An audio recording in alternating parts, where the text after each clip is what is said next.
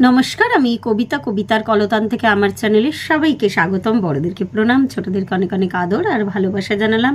আমি চলে এসেছি আজকে আমরা সকলের বিষয় নিয়ে। আজকের বিষয় পরশদি দিয়েছেন, খুব সুন্দর একটা বিষয়। বিষয়টা হচ্ছে যে আমাদের মানে আমরা কি চাই, আমাদের কি চাহিদা থাকে। কোনো মানুষ আমার সামনেই আমার প্রশংসা করবে নাকি আমাদের সামনে অথবা আমাদের পেছনে আমাদের ভুলগুলো নিয়ে আলোচনা করবে। আর বিষয়ে যাওয়ার আগে একটা কথা বলি, আমি বিষয়টা একটু আগেই দেখলাম, এখন 3টে বেজে গেছে, 3:30 বাজে প্রায় প্রায়। কিছুদিন হলো না, আমি একটুখানি কক্ষচ্যুত হয়ে গেছে, রুটিনে কাজ করতে পারছি না। সবই কাজ করছি, কিন্তু ডিলে হচ্ছে, অনেক কিছু কারণ আছে, নিজেরও দোষ আছে তার জন্য। এখন ফুল মোশনে আমি আমার রুটিনটা মেনটেন করতে পারছি না। যাই হোক না কেন, ক্ষমা চেয়ে নিচ্ছি, অনেক দেরি করে ভিডিওগুলো আসছে। তো এক্ষুনি দেখলাম, বিষয়ের নিচে দেখলাম যেটা বলার আসল উদ্দেশ্য। ইন্দিরা কমেন্ট করেছেন, আমাদের প্রিয় বন্ধু ইন্দিরা, খুব সুন্দর কমেন্ট আর কি। ও লিখেছে যে বিষয়টা আপেক্ষিক। হ্যাঁ, এটা ভীষণ সত্যি কথা। ওর এই মানে ও যেরম লিখেছে আর কি, তো ওর সূত্রটা ধরেই বলি। প্রশংসারও যেমন দরকার আছে আমাদের জীবনে, মানে প্রশংসা মানে তো অযথা প্রশংসা আমার মনে হয় না, এনকারেজমেন্ট আর কি। তেমনি আবার আমাদের কিন্তু সমালোচনারও দরকার আছে। ধরুন, আমার আমার এটা খুব ব্যক্তিগত অভিমত আর কি। আমরা অনেক সময় বলি না যে কারোর যদি কিছু ভুল হয় আমরা মুখের ওপরে দুম করে সেটা বলে দিই, সেটা ভালো হয়তো। ধরুন আমি হয়তো একটা একদম, যেহেতু আমি হাউস ওয়াইফ, একটা সাধারণ কথাই বলি, আমি হয়তো খুব ভালো পায়েস রান্না করতে পারি না, কথার কথা আর কি। তো সেই পায়েসটা খেয়ে যদি কেউ মিথ্যা প্রশংসা করে, তাহলে তো আমি কোনোদিন ঠিকটা শিখলামই না। পায়েসের একটা নির্দিষ্ট মাপ আছে, আমরা প্রত্যেকেই জানি। 1 লিটার দুধে 100 গ্রাম চাল লাগে। তো সেই রেশিওতে যদি পায়েস না রান্না করা যায় ঠিকঠাক, পায়েস কিন্তু ভালো হয় না।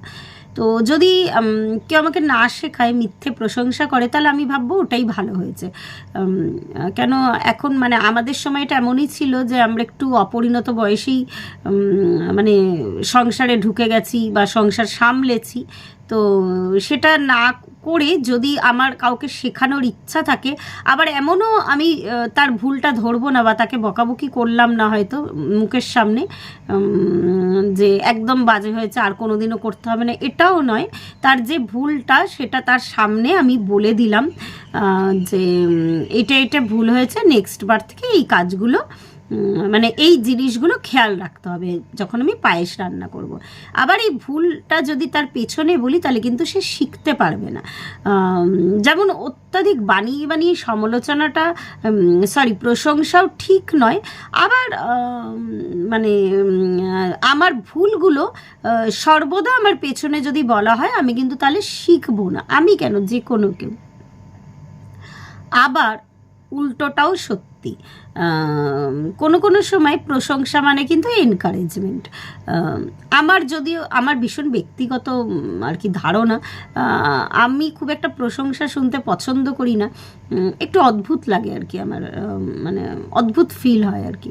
তো যাই হোক, আবার মাঝে মাঝে বলবো না একদমই খুব খারাপ লাগে। আমি জানি আমি যে কাজটা ভালো করে করেছি সেটার যদি কেউ প্রশংসা করে, মানে যেটাতে আমি নিজে স্যাটিসফাই যেই কাজে, সেটাই যদি কেউ প্রশংসা করে, প্রশংসা মানে অত্যাধিক বাড়িয়ে চড়িয়ে কিছু বলা নয়, যদি বলে আমার কাজটা ভালো হয়েছে বা তার ভালো লেগেছে, সেটা যে কোনো ধরনেরই কাজ হোক না কেন, যেমন আমি ভিডিও বানাচ্ছি, আমার যদি কোনো সাবস্ক্রাইবার বলে আর কি যে আজকের ভিডিওটা ভালো হয়েছে, আমার বাচনভঙ্গি ভালো ছিল, বা আমার মানে ক্যামেরা বন্দি দৃশ্যগুলো সুন্দর ছিল, ঠিকঠাক অ্যাঙ্গেল থেকে উঠেছে, তাহলে অবশ্যই আমার ভালো লাগবে।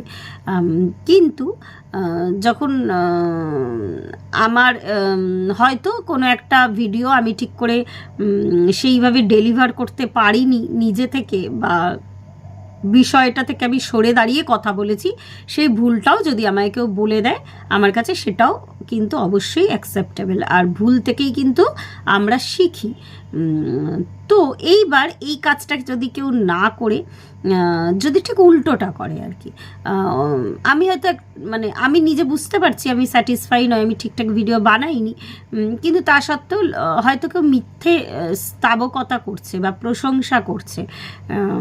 মিথ্যে প্রশংসা একদম ভালো লাগে না। তো সেটাও যেমন ভালো না, আবার ঠিক তেমনি আমি হয়তো মানে আমি আমার মতন একটা কাজ করেছি, সেটা তো অতটাও নিন্দাযোগ্য নয় বা অতটাও ভুল হয়নি, সেটা মানে খুব বাজেভাবে হয়তো কেউ আমার কাজটায় খুব অত্যাধিক বাজেভাবে নিন্দা করছে, সেটাও ঠিক নয়। আর এবার হচ্ছে, এবার এই ক্ষেত্রে একটা রেশিওর ব্যাপার আছে। আমি যদি কোনো কাজ খুব খারাপ করি, নিজে বুঝতে পারছি আমি খারাপ করেছি, সেক্ষেত্রে হয়তো মানে 90% লোকই বলছে যে না, আজকের কাজটা তোমার খুব একটা ভালো হয়নি। আর সেখানে এসে একজন বা দুজন মানুষ বলছে না না খুব ভালো হয়েছে, খুব ভালো হয়েছে, তাহলে আমি বুঝেই যাব তারা মিথ্যে প্রশংসা করছে। আবার কোনো কাজ আমি মোটামুটি করেছি, খুব খারাপ হয়তো করিনি, তো সেক্ষেত্রে হয়তো আমাকে 90% লোক বলছে যে তোমার আজকের কাজটা মোটামুটি হয়েছে, খুব একটা ভালো হয়নি। সেক্ষেত্রে হয়তো আবার একজন বা দুজন অত্যাধিক সমালোচনা করছে।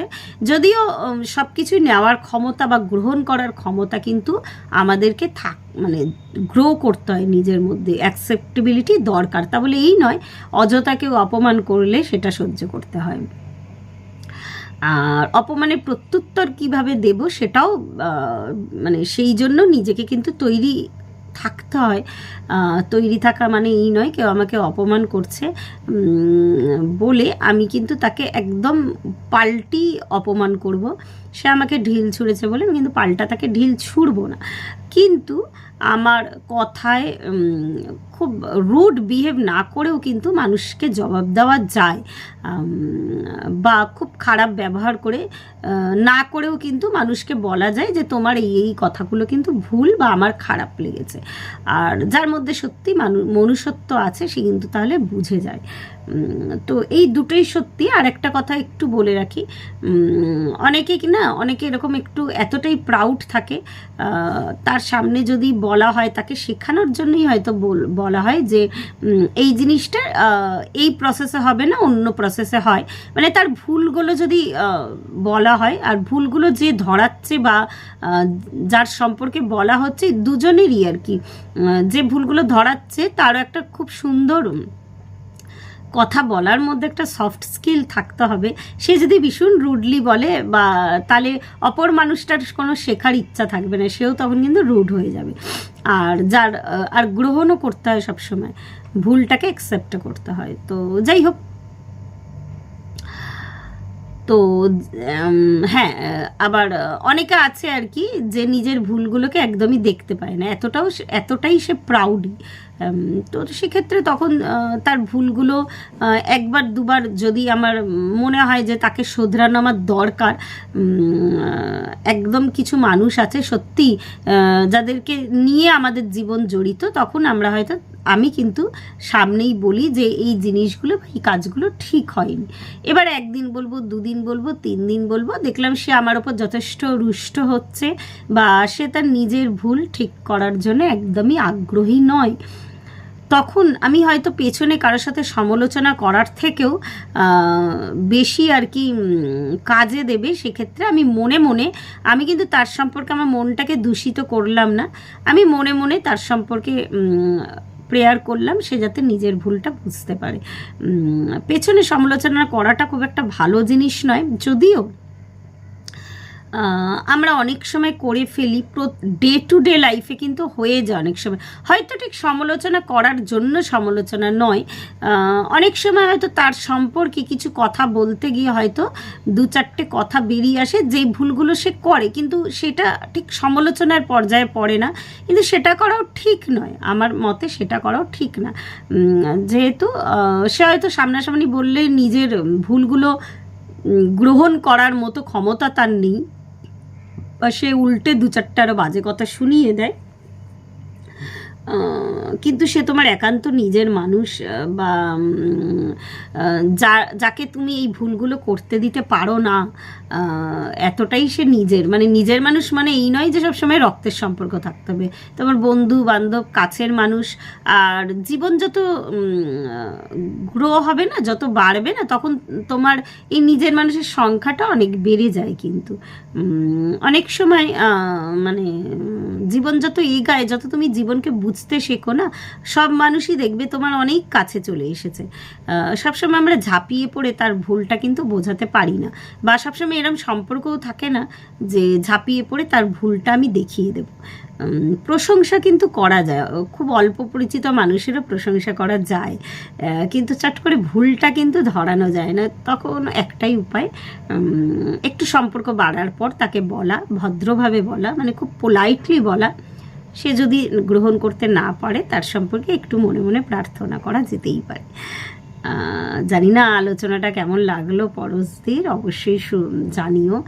আর আজকে এই পর্যন্তই রইল। ধন্যবাদ। প্রত্যেকে ভালো থাকবেন, পরিবারের সকলকে ভালো রাখবেন।